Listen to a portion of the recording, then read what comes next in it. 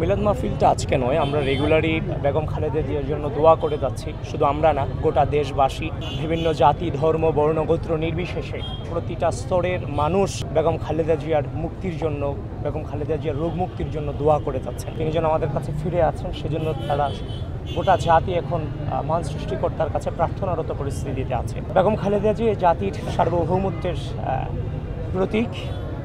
আমরা বর্তমানে যে সময়টা পার করছি, নিঃসন্দেহে এটা একটা এ রাষ্ট্রের ক্রান্তি লগ্ন ক্রুশাল মোমেন্ট। বিগত দীর্ঘ দুঃশাসনে এর চেয়েও ভয়াবহ পরিস্থিতিতে আমরা খারাপ সময় পার করে এসেছি।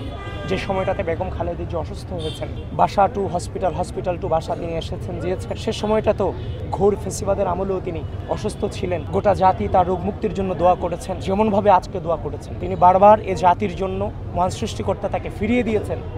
আমরা এখনও আশাবাদী মহান আল্লাহ ওনাকে আমাদের মাঝে ফিরিয়ে দেবেন ইনশাআল্লাহ। আমরা এই আশাবাদ রাখছি এবং আমরা এটাতে দৃঢ় বিশ্বাসী উনি আমাদের মাঝে ফিরে আসবেন। একটা বিষয়ে অনেক দুঃখ লাগে, সেটা হচ্ছে যে আপনাদের মধ্য দিয়ে যে প্রশ্ন করতে চাই, জনাব তারেক রহমান এখন কেমন আছেন, ওনার অনুভূতিটা কীরকম? একদিকে মা মুমূর্ষ পরিস্থিতিতে হসপিটালাইজড আছেন, ঠিক অন্যদিকে উনি নির্বাসন পরিস্থিতিতে আছেন। সবচেয়ে খারাপ অবস্থায় উনি আছেন। উনি নভেম্বরের শেষ অথবা ডিসেম্বরের শুরুর দিকে উনি আসবেন, এটা অনেক আগের শিডিউল ছিল।